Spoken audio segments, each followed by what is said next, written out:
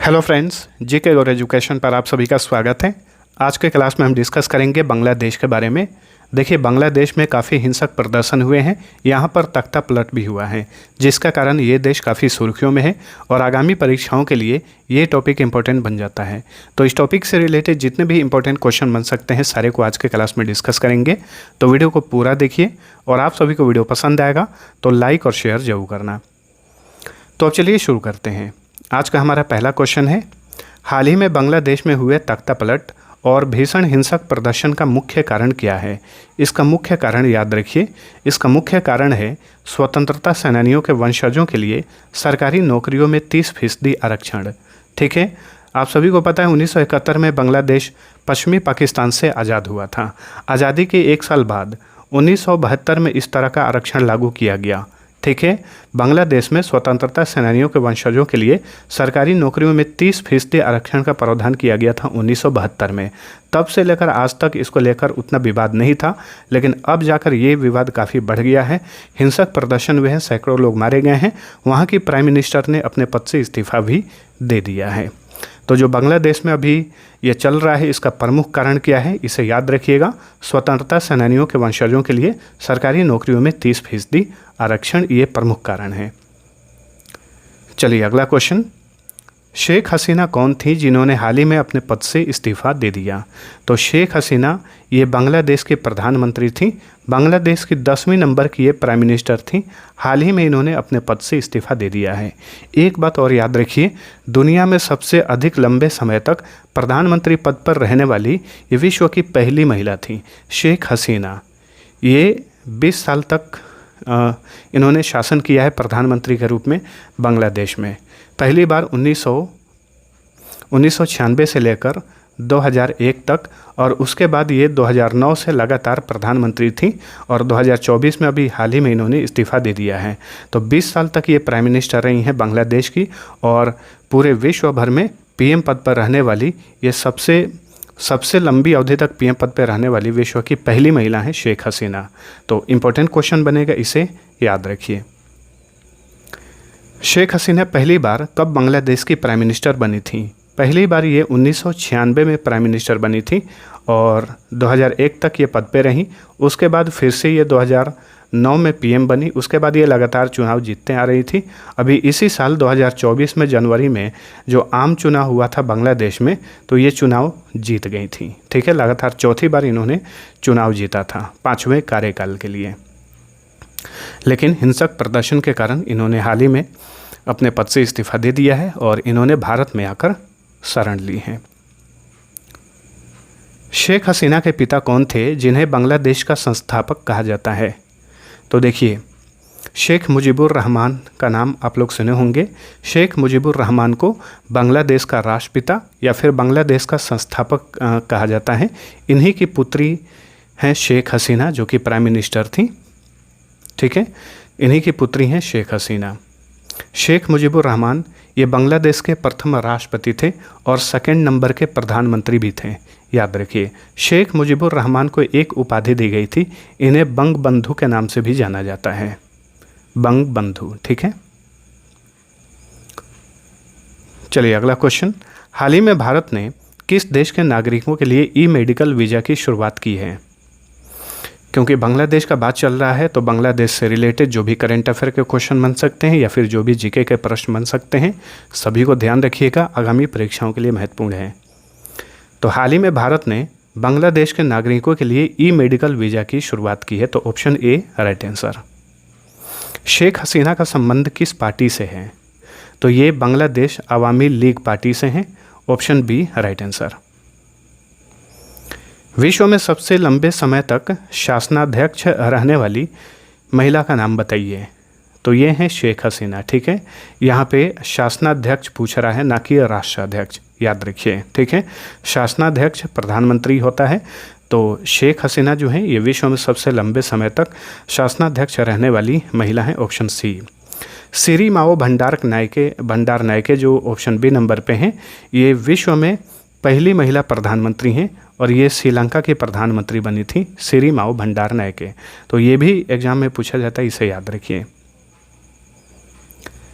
बांग्लादेश सरकार ने स्वतंत्रता सेनानियों के वंशजों के लिए सरकारी नौकरियों में 30% आरक्षण का प्रावधान कब लागू किया था? तो 1972 में ही लागू हो गया था, ठीक है, आज़ादी के 1 साल बाद।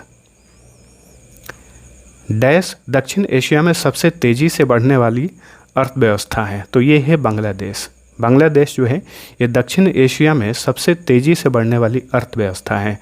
आप इसका अनुमान इससे लगा सकते हैं कि वर्ल्ड बैंक के हालिया रिपोर्ट के अनुसार जो है बांग्लादेश की प्रति व्यक्ति आय पर कैपिटा इनकम है 2688 US डॉलर सालाना।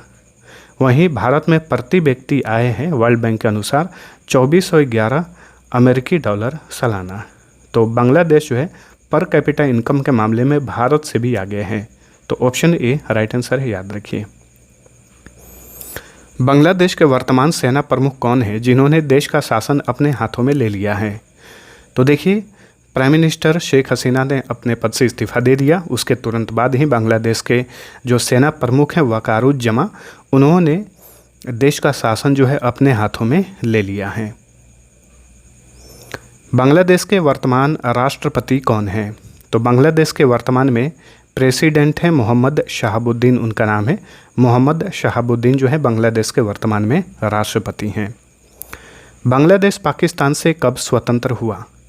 बांग्लादेश जो है पाकिस्तान से स्वतंत्र हुआ 26 मार्च 1971 को।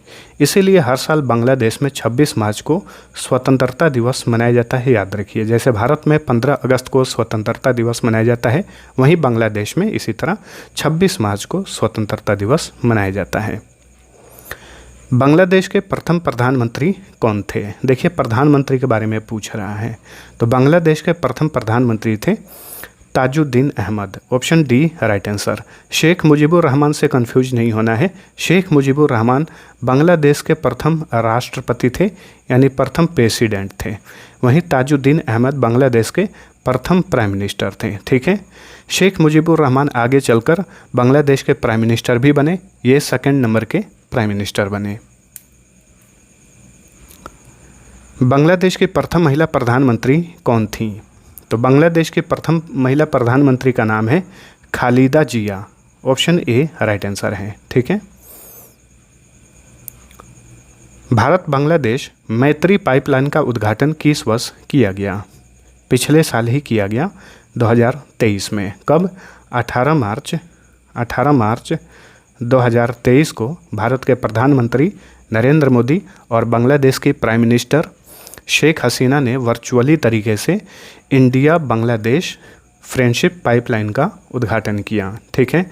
ये पाइपलाइन जो है वेस्ट बंगाल के सिलीगुड़ी से बांग्लादेश के दिनाजपुर के बीच में बिछाई गई है। डैश बांग्लादेश की मुद्रा का नाम है। बांग्लादेश की करेंसी का क्या नाम है? टका, ठीक है। बांग्लादेश में जो मुद्रा है उसका नाम है टका। बांग्लादेश की राजधानी कौन सी है? तो बांग्लादेश की कैपिटल है ढाका। अच्छा, ढाका में एक संगठन का मुख्यालय भी है। कौन सा संगठन है? बिम्स्टेक। बिम्स्टेक जो संगठन है इसका मुख्यालय ढाका में है। बांग्लादेश का सर्वोच्च पर्वत शिखर कौन सा है? तो देखिए, बांग्लादेश का सर्वोच्च पर्वत शिखर है, उसका नाम है कियोक्राडोंग, ठीक है। कियोक्राडोंग जो है ये बांग्लादेश का सर्वोच्च पर्वत शिखर है, कियोक्राडोंग। जैसे भारत का सर्वोच्च पर्वत शिखर K2 है, गॉडविन ऑस्टिन है, उसी तरह बांग्लादेश का सर्वोच्च पर्वत शिखर है कियोक्राडोंग, ठीक है। पिदुरुतल गला जो ऑप्शन बी नंबर पे है, ये श्रीलंका की सबसे ऊंची चोटी है, यानी श्रीलंका का सबसे ऊंचा पर्वत शिखर है। गंगखार पुएंसम जो है ये भूटान का सर्वोच्च पर्वत शिखर है। तो इन तीनों पॉइंट्स को याद रखिए। बांग्लादेश विश्व भर में किस लिए प्रसिद्ध है? तो गुलाबी मोती के लिए प्रसिद्ध है बांग्लादेश। नेक्स्ट, बांग्लादेश का सबसे बड़ा बंदरगाह कौन सा है? तो ये है चिट्टागोंग, ठीक है। इसे चट्टागोंग या फिर चट्टोग्राम भी कहा जाता है या चट्टगांव भी कहा जाता है, बहुत सारे नामों से जाना जाता है चिट्टागोंग। ये बांग्लादेश का सबसे बड़ा बंदरगाह है, ठीक है। बांग्लादेश का राष्ट्र कवि किसे कहा जाता है? बांग्लादेश का राष्ट्र का कवि कहा जाता है काजू काजी नजरुल इस्लाम को, काजी नजरुल इस्लाम को बांग्लादेश का राष्ट्र कवि कहा जाता है। चलिए अगला क्वेश्चन, बंग बंधु के नाम से किसे जाना जाता है? शेख मुजीबुर रहमान को बंग बंधु के नाम से जाना जाता है। शेख मुजीबुर रहमान बांग्लादेश के प्रथम राष्ट्रपति थे। बांग्लादेश का संस्थापक या फिर बांग्लादेश का राष्ट्रपिता शेख मुजीबुर रहमान को कहा जाता है। बांग्ला बांग्लादेश की आधिकारिक भाषा कब बनी? 1956 में। 1947 में भारत आज़ाद हुआ और भारत पाकिस्तान का बंटवारा भी हुआ। आगे चलकर 1948 में, क्योंकि उस समय पूर्वी पाकिस्तान और पश्चिमी पाकिस्तान दोनों एक ही कंट्री थे, तो 1948 में पाकिस्तान ने अपनी आधिकारिक भाषा उर्दू को घोषित किया, जिसका पूर्वी पाकिस्तान में यानी बांग्लादेश में काफ़ी विरोध हुआ, जिसके चलते आगे चलकर 1956 में बांग्ला भाषा जो है ये बांग्लादेश यानी पूर्वी पाकिस्तान की आधिकारिक भाषा बनी 1956 में। भारत और बांग्लादेश के बीच चलाई जाने वाली ट्रेन का क्या नाम है? तो देखिए, भारत और बांग्लादेश के बीच में बंधन एक्सप्रेस और मैत्री एक्सप्रेस के नाम से ट्रेनें चलाई जाती हैं, तो ऑप्शन डी राइट आंसर है, बंधन एक्सप्रेस और मैत्री एक्सप्रेस। बांग्लादेश की संसद का क्या नाम है? बांग्लादेश की संसद का नाम है जातीय संसद। ठीक है। राष्ट्रीय पंचायत जो है ये नेपाल की संसद का नाम है। डाइट ये जापान की संसद का नाम है। ठीक है। ईरान की संसद का नाम है मजलिस और जातीय संसद बांग्लादेश की संसद का नाम है। डाइट से रिलेटेड एक ड्यूमा भी याद रखिए, ड्यूमा रूस की संसद का नाम है। 2024 में शेख हसीना के इस्तीफे के बाद बांग्लादेश की अंतरिम सरकार का प्रमुख किसे नियुक्त किया गया है? Very important question. तो ये है Mohammad Yunus, option B right answer. Mohammad Yunus जो हैं ये बांग्लादेश के बहुत ही प्रसिद्ध अर्थशास्त्री हैं। इन्हें बांग्लादेश में गरीबों का बैंकर कहा जाता है। 2006 में इन्हें नोबेल शांति पुरस्कार भी मिला हुआ है। ठीक है, मिला हुआ था 2006 में मोहम्मद यूनुस को। इन्हें हाल ही में शेख हसीना के इस्तीफे के बाद बांग्लादेश की अंतरिम सरकार का प्रमुख नियुक्त किया गया है। पूर्वी पाकिस्तान को आज़ाद कराने के लिए भारत की पाकिस्तान के खिलाफ युद्ध में विजय किस दिन प्राप्त हुई? 16 दिसंबर 1971 को। इसलिए 16 दिसंबर को बांग्लादेश और भारत दोनों देशों में विजय दिवस मनाया जाता है। ठीक है, विजय दिवस। लेकिन एक कारगिल विजय दिवस भी है, कारगिल विजय दिवस, जो कि भारत में 26 जुलाई को मनाया जाता है। याद रखिए, भारत में हर साल कारगिल विजय दिवस 26 जुलाई को मनाया जाता है और केवल विजय दिवस पूछेगा तो 16 दिसंबर को। भारत बांग्लादेश के बीच कौन सा संयुक्त सैन्य अभ्यास आयोजित किया जाता है? देखिए, भारत और बांग्लादेश के बीच में एक सैन्य अभ्यास का आयोजन भी किया जाता है, उसका नाम है संप्रीति युद्ध अभ्यास। संप्रीति युद्ध अभ्यास। बांग्लादेश का प्राथमिक फसल कौन सा है? जूट और चावल। यहाँ की प्राथमिक फसलें हैं जूट और चावल। बांग्लादेश का राष्ट्रीय पशु कौन सा है? Royal Bengal tiger. Royal Bengal tiger जो है बांग्लादेश का राष्ट्रीय पशु है। बांग्लादेश का राष्ट्रीय खेल कौन सा है? कबड्डी। कबड्डी जो है ये बांग्लादेश का राष्ट्रीय खेल है। बांग्लादेश का राष्ट्रीय वृक्ष कौन सा है? आम का पेड़ जो है ये बांग्लादेश का राष्ट्रीय वृक्ष है। भारत किस देश के साथ अपनी सबसे लंबी अंतर्राष्ट्रीय सीमा रेखा साझा करता है? तो ये है बांग्लादेश। बांग्लादेश जो है इसी के साथ भारत अपनी सबसे लंबी अंतर्राष्ट्रीय सीमा रेखा साझा करता है। भारत के कितने राज्य बांग्लादेश से अपनी सीमा शेयर करते हैं? तो भारत के 5 राज्य ऐसे हैं जो बांग्लादेश से टच होते हैं: वेस्ट बंगाल, असम, मेघालय, त्रिपुरा और मिजोरम। गंगा नदी को बांग्लादेश में किस नाम से जाना जाता है? देखिए, गंगा नदी को बांग्लादेश में पद्मा के नाम से जाना जाता है। वहीं जो ब्रह्मपुत्र नदी है उसे बांग्लादेश में जमुना के नाम से जाना जाता है। ठीक है। गंगा नदी उत्तराखंड से निकलती है और भारत के 5 राज्य होते हुए बांग्लादेश होते हुए बंगाल की खाड़ी में जाकर गिर जाती है। इसी सिलसिले में गंगा नदी को बांग्लादेश में पद्मा के नाम से जाना जाता है। बांग्लादेश का राष्ट्रीय फूल कौन सा है? Water lily. बांग्लादेश का राष्ट्रीय फल कौन सा है? कटहल है, जिसे इंग्लिश में जैक फ्रूट कहा जाता है। बांग्लादेश का राष्ट्रीय पक्षी कौन सा है? तो ये है मैंगपाई। ठीक है, मैंगपाई को ओरिएंटल रॉबिन भी कहा जाता है। ये बांग्लादेश का राष्ट्रीय पक्षी है। 1966 में बांग्लादेश में हुए उस आंदोलन का नाम बताइए जिसका नेतृत्व शेख मुजीबुर रहमान ने किया था। उस आंदोलन का नाम 6 सूत्री आंदोलन है। 1966 में शुरू हुआ था, जिसका नेतृत्व शेख मुजीबुर रहमान ने किया था। बांग्लादेश की सीमा किन 2 देशों से लगती है? भारत और म्यांमार से। चलिए अगला क्वेश्चन। 1949 में शेख मुजीबुर रहमान द्वारा स्थापित पार्टी का क्या नाम था? अवामी लीग। ठीक है, अवामी लीग, जो कि जिसकी स्थापना 1949 में की गई थी शेख मुजीबुर रहमान द्वारा। बांग्लादेश ने अपना पहला संविधान कब अपनाया? 1972 में। 16 दिसंबर 1972 को बांग्लादेश ने अपना पहला संविधान जो है लागू किया, अपनाया। बांग्लादेश किस वर्ष संयुक्त राष्ट्र का सदस्य बना था? 1974 में। ठीक है, बांग्लादेश जो है 1974 में यूनाइटेड नेशंस का सदस्य बना। बांग्लादेश मुक्ति संग्राम के दौरान कौन सा भारतीय नेता शेख मुजीबुर रहमान का करीबी सहयोगी था? तो उस समय की भारत की प्राइम मिनिस्टर इंदिरा गांधी जो हैं शेख मुजीबुर रहमान की करीबी सहयोगी थी। बांग्लादेश ने भारत के साथ मैत्री और सहयोग संधि पर किस वर्ष हस्ताक्षर किए थे? 1972 में। बांग्लादेश ने भारत के साथ मैत्री और सहयोग संधि पर हस्ताक्षर किए 1972 में। बांग्लादेश को आधिकारिक तौर पर किस नाम से जाना जाता है? वेरी इंपॉर्टेंट क्वेश्चन है। तो पीपुल्स रिपब्लिक ऑफ बांग्लादेश के नाम से जाना जाता है। बांग्लादेश का ऑफिशियल नेम क्या है?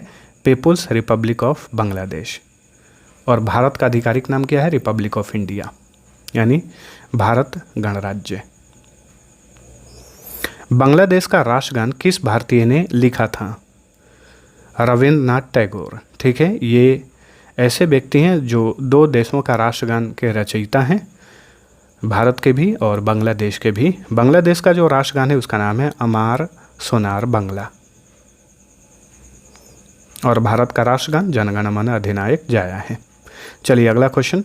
बांग्लादेश के राष्ट्रीय ध्वज का डिजाइन किसने किया था? कमरुल हसन ने। ठीक है, कमरुल हसन ने बांग्लादेश के राष्ट्रीय ध्वज का डिजाइन किया। भारत के राष्ट्रीय ध्वज का डिजाइन किसने किया? पिंगली वेंकैया ने। पिंगली वेंकैया ने। बांग्लादेश में कोई भी एक व्यक्ति डैश बार से अधिक राष्ट्रपति के पद पर नहीं रह सकता। तो बांग्लादेश में कोई भी एक व्यक्ति 2 बार से अधिक राष्ट्रपति पद पर नहीं रह सकता। ऑप्शन सी राइट आंसर है। ठीक है, बांग्लादेश में राष्ट्रपति या प्रधानमंत्री हर 5 साल में उसका चुनाव होता है, भारत के जैसा।